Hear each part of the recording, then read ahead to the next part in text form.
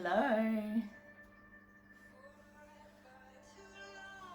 I'm just waiting to see if I'm going live.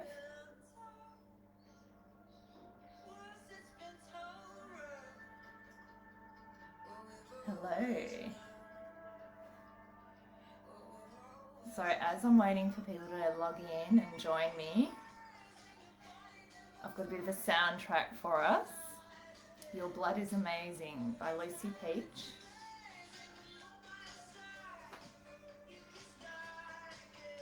And as I'm also waiting for people to join, if you'd like to jump into the comments throughout the talk, I'm going to try and use the chat, but there is a bit of a delay. So if I don't answer live, which is quite unlikely, I would love to respond to you at the end. So please leave a comment.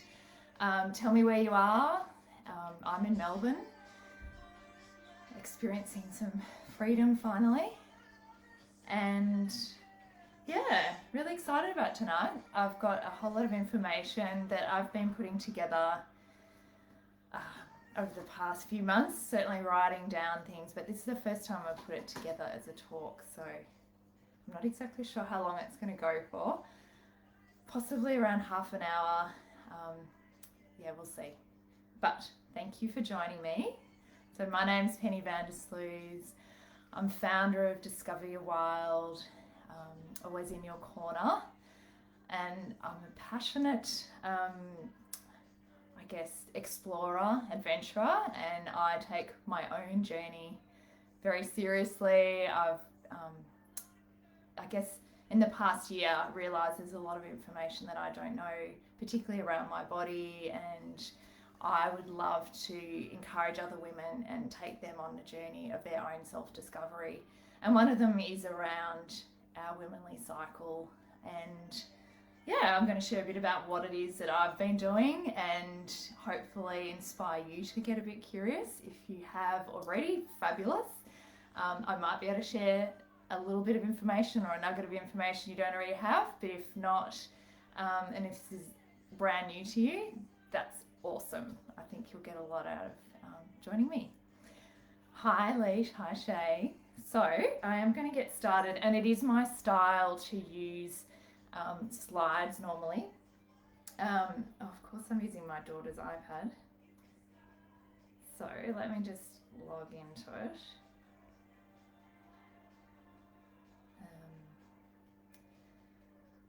Oh dear, where did it go?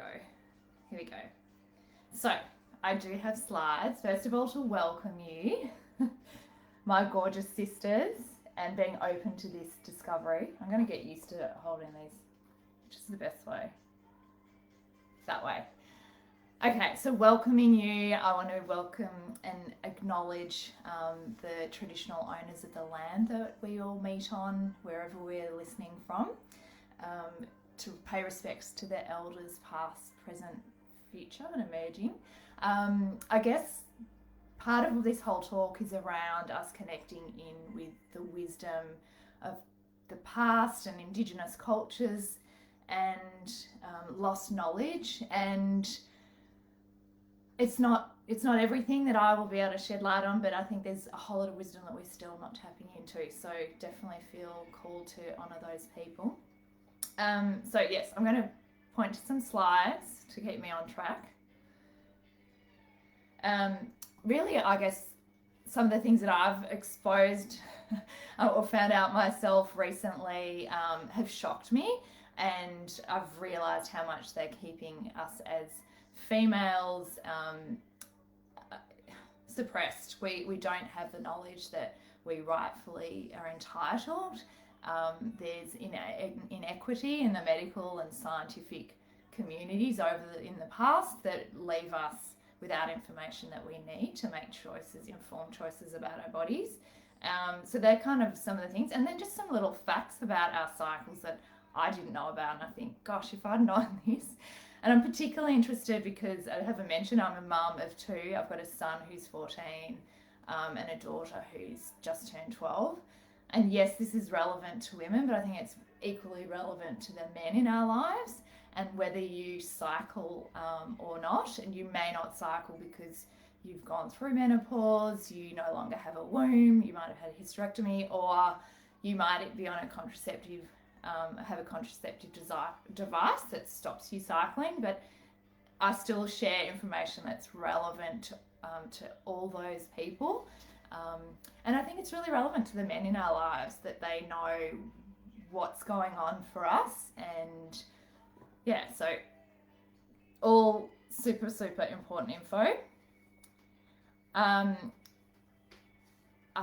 I guess the main thing, and one of the reasons I'm doing a whole lot of work, is shining love and light on the areas in our lives that are taboo, that there's a huge amount of shame and layers covering up the information for us. I've got a podcast which I'll share a bit about, which does that, just talking about the taboo areas in our life, and one of them has been talking about our womanly cycles, our womb wisdom, because we don't have this information. Women feel the shame that's sort of surrounding our cycles means that women feel something's wrong with them, that there is, you know, even for a young girl, when we first got our period, we felt embarrassed. We were hiding our tampons, or horrified if one would fall out on the bus or something in front of people. We were dealing with inadequate kind of products, and we were made to feel that something was wrong with us, instead of actually embracing the fact that this is such a beautiful part of our natural life cycle, and not kind of embracing that. We're kind of shunning it out the whole time. So it's so huge. It's the reason our species is around. Like, why are we not actually revering this important part? I just realized the music's probably a little bit annoying. So one of the reasons that we feel shame is we don't have control. We don't have the information. So, you know, that horror of first periods for a lot of girls, because they didn't even know. There's women in India who don't actually know what is happening to them. They think they're dying. They don't know, you know, how long it's going to last. They don't know how to manage the pain or discomfort that they might be feeling. So a lot of women are just sort of floundering, and that's not very empowering as well. It's embarrassing, as I've mentioned. And then there's this whole area about our periods and our cycle, where people assume that we're unstable, that they don't know what's going to happen to us, and we get labelled with things like PMS. Oh, she's just got a period. And that actually takes away our power, because suddenly we're just assumed that the reason that we're behaving some way is because of our period, rather than potentially an underlying factor. And we even might dismiss it as a relevant factor as well. So it's a very important area, as I've mentioned a few times. So the power of our period, I'm just realising these are not the easiest things for you. And maybe I'll share them later with you guys. I'll put it on my website so you can download them. So one of the things about our period, it's being proof of our ability to produce life. It's also, as a cycle, our ability to recreate, regenerate, to let go and continually start again. So every time we cycle, that's exactly what's happening. And it's a reminder. So one of the things I wanted to talk about is that our menstrual cycle is actually mirrored in so many other natural cycles in our lives, that we need to be, I guess, using it as a reminder of this is natural. Everything that's going on in our body is natural. It is okay. It may not feel okay, but then that's an opportunity for us to explore and understand and listen to our body. So some of the other cycles in nature that we're quite familiar with would be the seasonal cycle, the daily cycle. The fact that Earth is spinning on its axis gives us a cycle every day. We've got the lunar cycle, the life cycle, and there's equally a creative cycle. Whenever you create a project, you come up with an idea and it comes to fruition, and then you complete it, and then you might start again. So we've got all these different cycles in our life, and if we start to sort of notice all the different aspects and powers within each of those that we can use in our period, it opens up opportunities for us, and we can, I guess, we do here, go with the flow. So this idea that we could be going with the flow instead of kind of paddling upstream. And I think in our life, because our period is so dismissed, we have to turn up every day exactly the same. And that's when we come up with challenges, because our body gets stressed, our body gets tired, and we need to rest, but we don't. We just soldier on. Every day we turn up work, assuming that it's the same day, which it is for men. And ironically, a whole lot of our systems that we're living in are designed for men, and we've been we're adapting to those and ignoring our natural cycles. So I wanted to highlight how our menstrual cycle is broken down into 4 cycles. And one of the reasons that I wasn't aware of some of this, and you may not be as well, is I had a marina in for 10 years after the birth of my second child. And I was like, awesome, I don't have to worry about bleeding anymore. Contraception is all sorted. And I kind of like dusted my hands off it and ignored it. But when I started in the last sort of 2 or so years getting interested in women and empowering women in the workplace, I noticed and started to read from people. One of them was Kate Northrup and a Lisa Vitti, who wrote the book Women's Code. They were pointing out that we have a cycle, and whether we bleed or not, that if we embraced it, that it would actually empower us as women and be one of the reasons why we might be stopped, and we could actually start to kind of amplify and use the natural energy that we've got as a woman. So one of the things she pointed out was that our cycle, as I mentioned, mirrors the moon, but also the idea of winter and seasonal cycles. So I'm going to start with the first one being winter, is our, how am I going to do this? Winter being in line with menstruation. So this is when you first start your cycle and you bleed.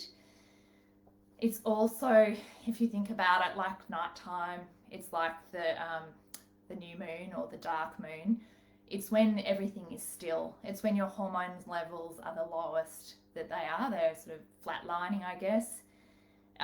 If you look at it in the life cycle, it's before birth, after death. So, and the wintry trees, like you can't see life, but actually a lot's happening underneath it. And Kate Northrup used to call it the fertile void, because a lot of us are like, what's going on? Nothing's going on. But if you look into nature, you see in winter, the tree needs rest. It is resting in order for the new growth to begin. And that is a sign for us and a reminder that in our menstrual cycle, that first 5 days of bleeding is when we need to rest. But many of us don't do that.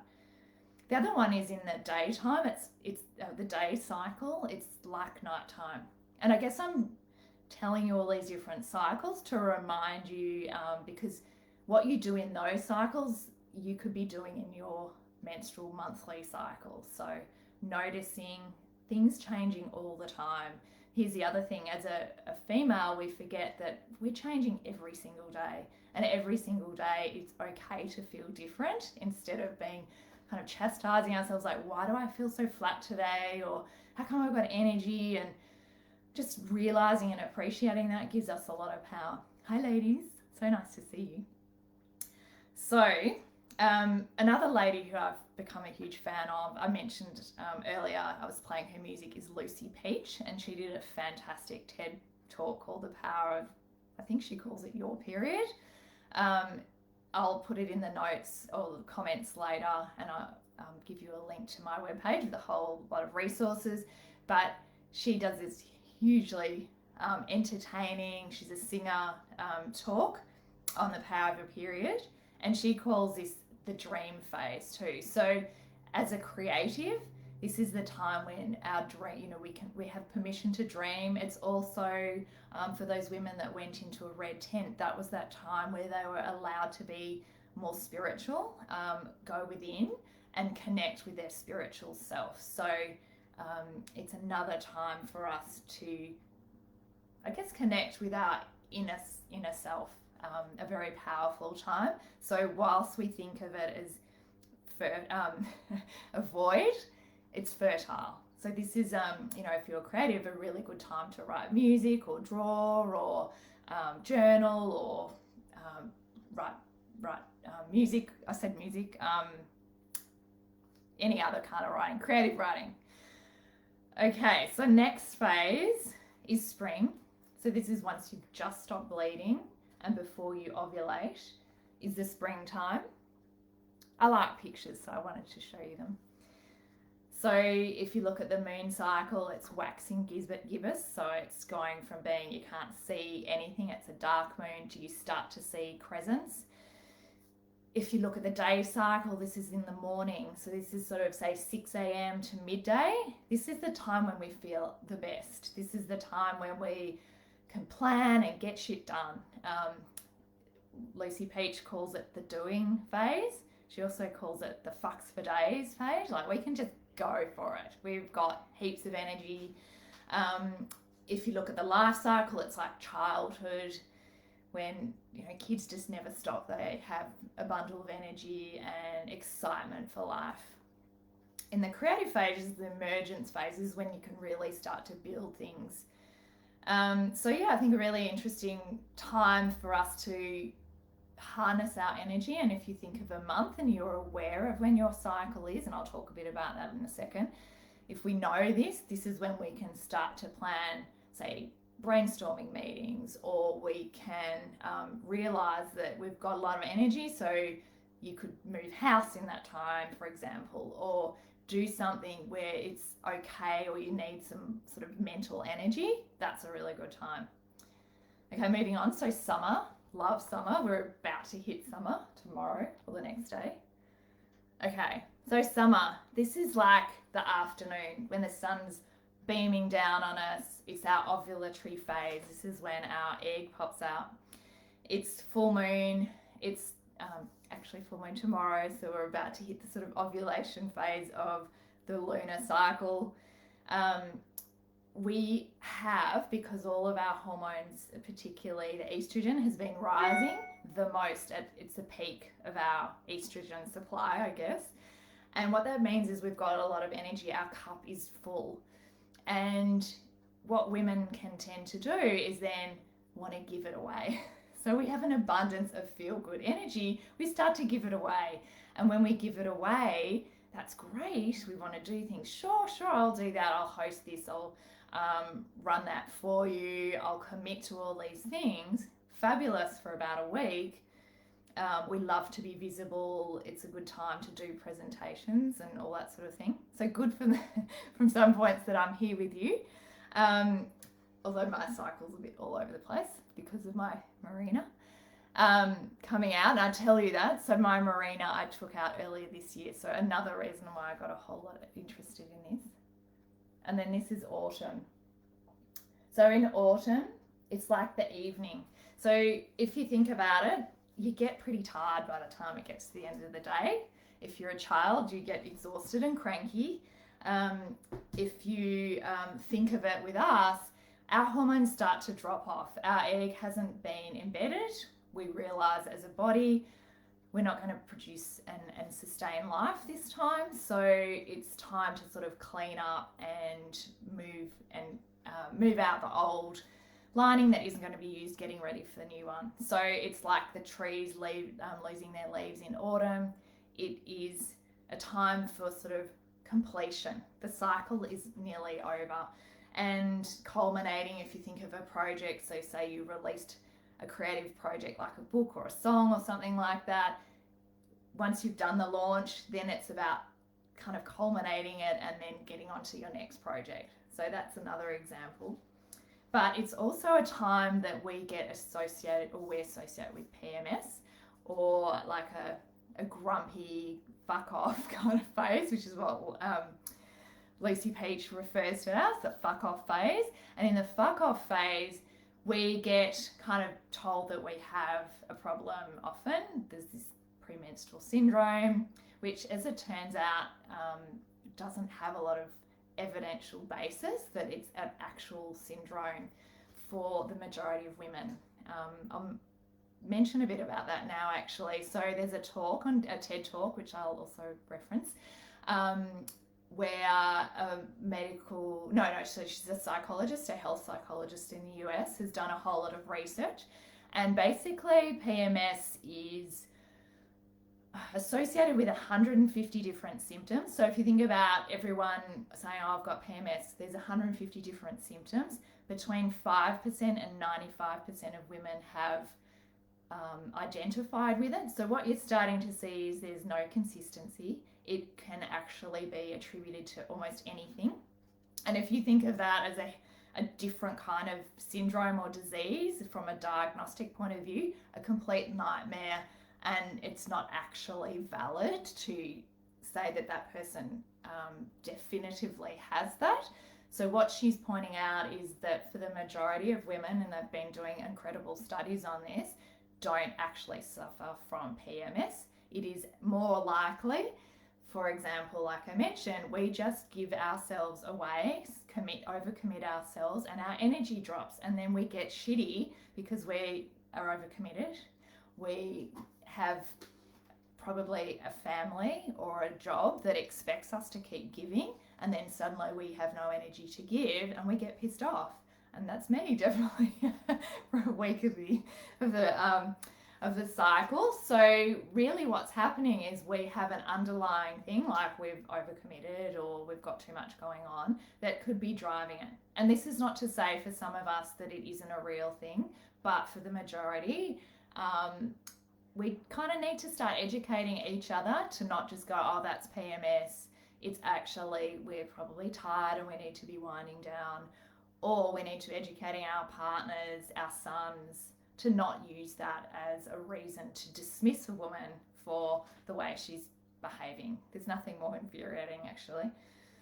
So, once we've done with our autumn, I wanted to mention a bit more about like what's going on in our bodies around the menstrual cycle. It was definitely something that I've learned quite a bit about. So our uterus is like a pear shape. And if you don't have a uterus, you definitely have a womb space. So your body has kind of a memory, as I learned this in one of my podcast interviews, a memory for that space. So even you can be honouring that space. But basically our uterus is pear-shaped and isn't upright, it'd be up the other way. So the narrower end pointing towards our vagina, or the top of our vagina. It's 7.5 centimeters, so it's quite tiny. And for those of you that have heard me talk about the clitoris is like 7 to 11 centimeters. So our uterus, when it's not got a baby in it, is actually the same or smaller than our clitoris. It's hollow, it's a muscular organ. It will increase to 500 times that when you have a baby fully grown inside of it, but most of the time it's quite small. It only has a teaspoon of liquid in it when it's emptied, basically at the end of your cycle. But what I thought was fascinating was that when your lining increases over the 28-day roughly cycle. So again, a cycle isn't definitively 28 days. That was actually kind of bandied by a pill manufacturer who was a man who decided that it was going to be 28 days because it kind of fitted nicely into 4 equal weeks. But the cycle can be anywhere from sort of 21 to 22 days to 40 days. That's considered normal, or a range of what women are dealing with. Our lining over the full menstrual cycle will increase 10 times. So that's massive. It doubles in weight. So you know that time when you're about to bleed and you feel really bloated and heavy? Well, you are. Your uterus is double the weight, and it's basically being held by a whole range of ligaments. It's not a set structure. It's not attached to a bone. So because it's floating, it's hanging on ligaments. And so that extra weight is pulling. So that is part of the reason that you will experience some tension and that sort of thing. What have I got? I've also wanted to say, which I think is fascinating, definitely very interesting. As far as the bleeding goes, I've got a little cocktail picture, and my daughter saw me do this, and she's like, it's not really you're going to drink that. But what it is this amazing mix, I guess, is really what I was trying to highlight, a mix of incredible ingredients. And when you get to the end of your cycle, one of the other amazing things that I learned was that our body, through the range of hormones changing, will kind of turn on a blood flow. And once that happens, your lining will then get flushed out. So I remember thinking, oh, that's all my menstrual blood was all just the lining, but it's actually fresh blood that your body is releasing in order to wash out your lining, which I thought was fascinating. Which is why sometimes it looks so much redder, and then you've got a browner blood a bit later on. The other thing to note is your uterus lining will kind of come out quickly, or it'll fall away quickly but then drip out. So that's why it takes time over sort of 3 to 5 days or 3 to 7 days. So interesting. What your menstrual fluid will contain is up to probably on average 2 to 3 tablespoons. Some women will have more, but it's not a whole lot of liquid. 2/3 of it is actually reabsorbed. So your uterus lining is reabsorbed into the body, and the reason your body wouldn't, you can't reabsorb all that blood. So that's part of the reason why we lose some of it. And then in your menstrual cocktail, you have the uterine lining, you have your egg cell that doesn't get fertilized. There's hormones, there's apparently arsenic compounds, there's lecithins, and minerals are in there as well. And then you've also got, as it comes out, cervical mucus and vaginal secretion. So it's a real mix. That's also why if you do get to look at it, which I've been doing recently, in a menstrual cup, you can see the change in colour. It's actually quite a beautiful colour, and much more different to what you see in a tampon or a pad, certainly over my time. And then the most fascinating thing that's only been discovered in probably the last 18 months to 2 years is that our uterine lining actually contains stem cells. So, I mean, this is one of the things that I think is tragic, and I'm going to talk a little bit more about later, is there's so much about our body that we're still discovering. So for our society that is so obsessed with medicine and science to only discover within the last 2 years that our blood that we throw out once a month has stem cells in it, which are the most amazing cells that can go to all different parts of their body to become different cells. And in fact, when I had my 2 babies, they spent a whole lot of effort trying to get the stem cells out of the umbilical cord, and think of the cost of all that, and yet we're throwing it away every month. It's pretty staggering and amazing what could be, what else we could discover. And then think, our body's just so amazing that there's that cell there for us, for our new life. I wanted to mention some of the stuff around contraception. So many of you, and I guess this is awareness raising.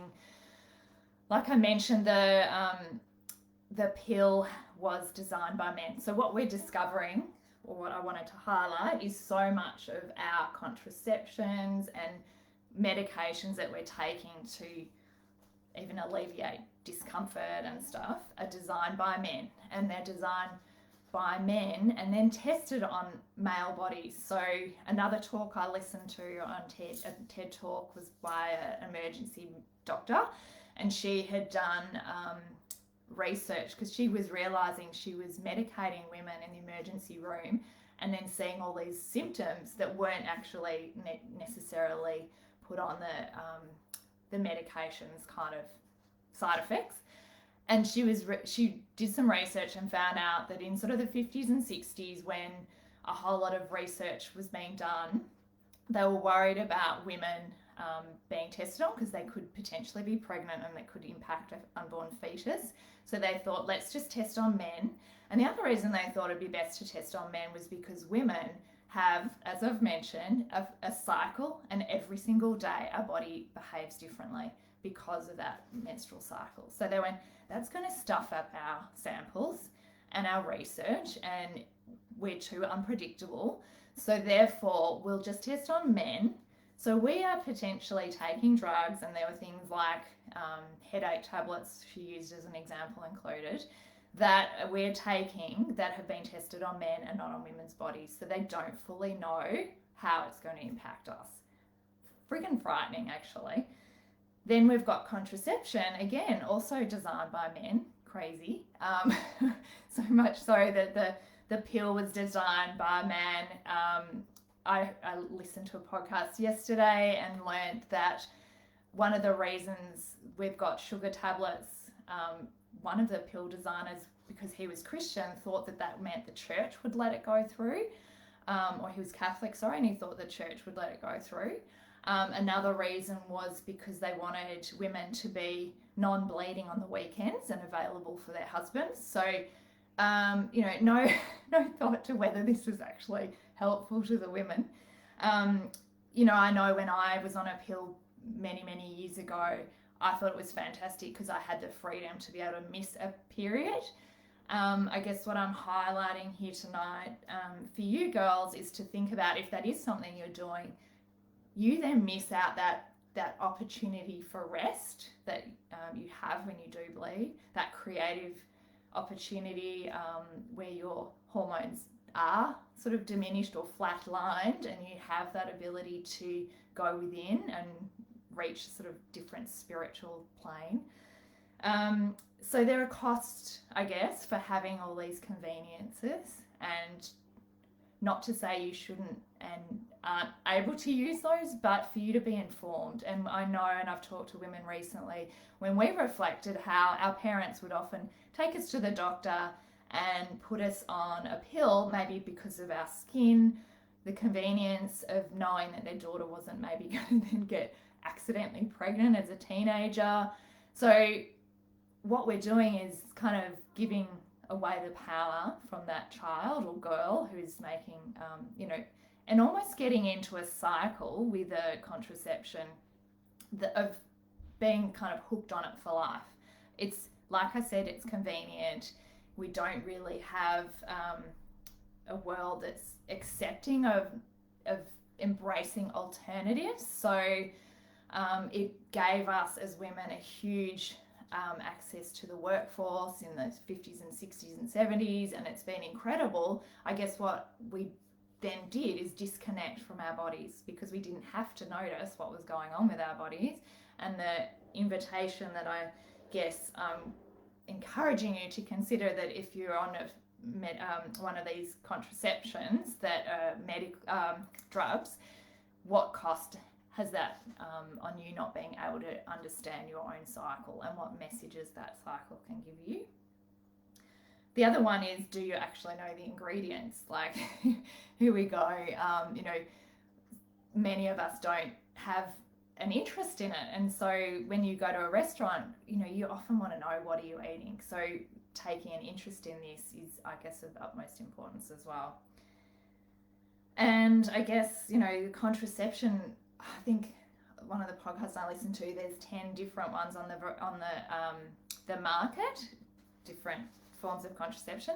The condom and vasectomy was, I think, the other one, were the only ones that men had to deal with. All the rest are with women.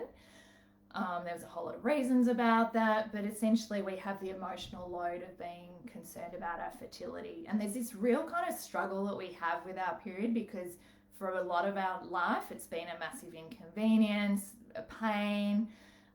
Then it can switch over to, now I need to be interested in it because I want to get pregnant.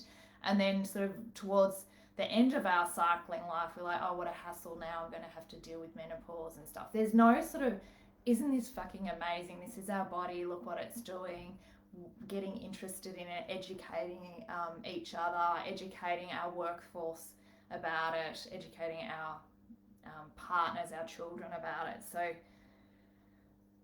I could go on and on about the I guess, inequality that I wanted to point out around this, and for us to be aware of it.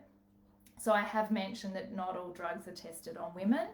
And I guess, yeah, that whole idea around the PMS, I've got a little slide there to remind me, but I've actually gone through on it.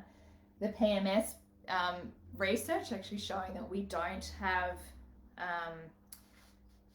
Yeah, there's no identifiable PMS syndrome for the majority of women. I think 3 to 8% of women were actually found to have a PMS diagnosis, I guess. So one of the things that the girl who did the PMS talk mentioned was that many people are profiting from us having a PMS syndrome, I guess. So apparently there are 1,900 books out there talking about PMS. There are workshops, even WebMD and Mayo Clinic apparently identifies PMS as a disorder. I've listened to podcasts, they're still talking about PMS like it's a thing, rather than a natural part of our cycle that we're not supporting women to manage. What else did I want to write? So we're basically medicalizing our normal cycle is really the and telling women that something is wrong with them rather than embracing what it is. So one of the messages I wanted to give you was to love and trust your body. So a little love heart there. Self-care is so important. When I took out my Marina, I wanted to experience my cycle again.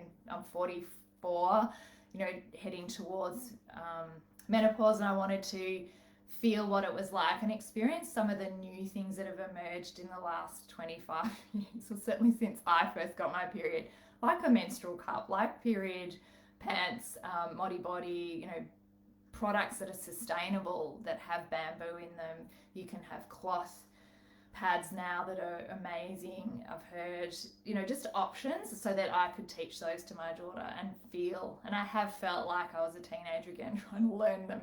But I feel like if I can go on that journey, I can at least encourage other women. It's fun, it's safe and interesting, but it allowed me to listen to my body. And when I got interested, I also learnt that our period is our a barometer for our body. It's kind of when I say period, it's even our whole cycle.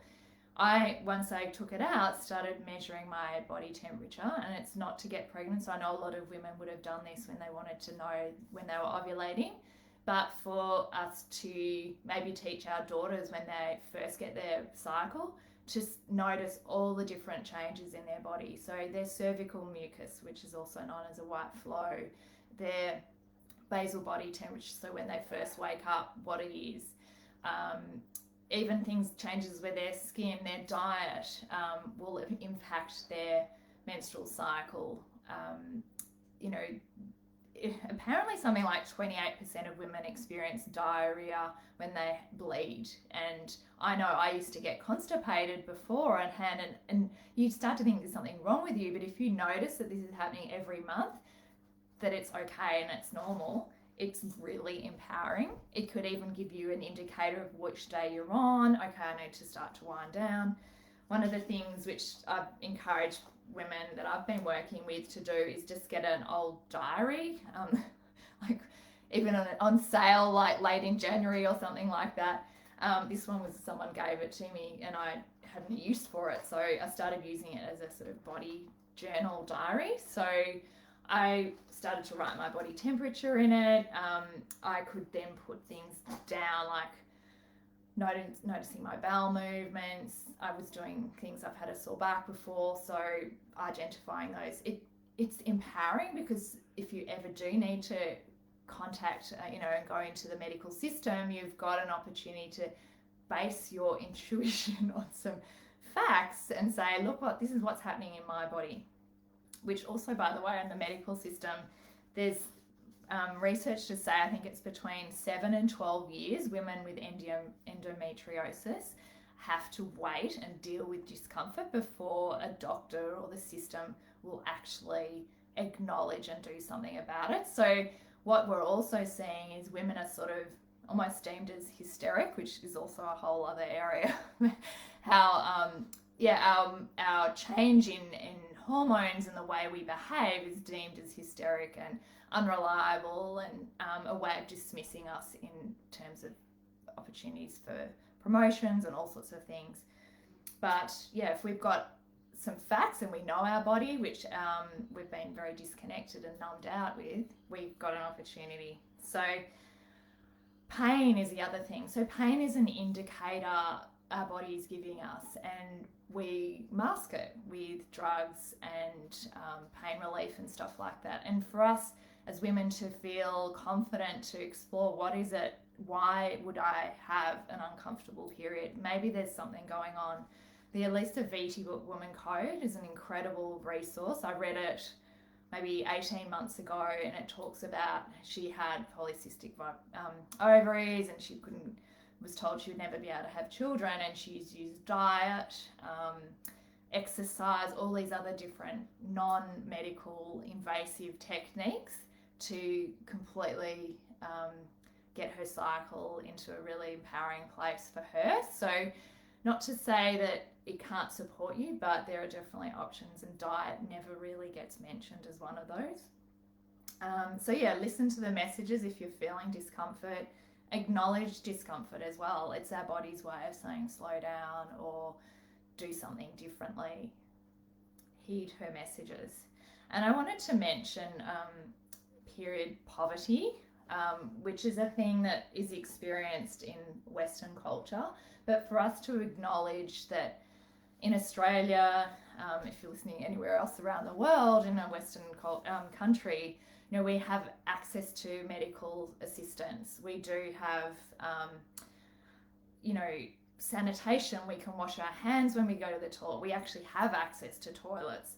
We have access to knowledge through an education system and stuff, which so many women, I think it's frightening, something like 335 million women don't have access to, say, running water. So you can imagine if you've got a period and you don't have a whole lot of disposable products, you're dealing with trying to keep yourself clean. That's a huge disadvantage. So what that means is there's women who don't go to school when they're menstruating, they're not allowed to work.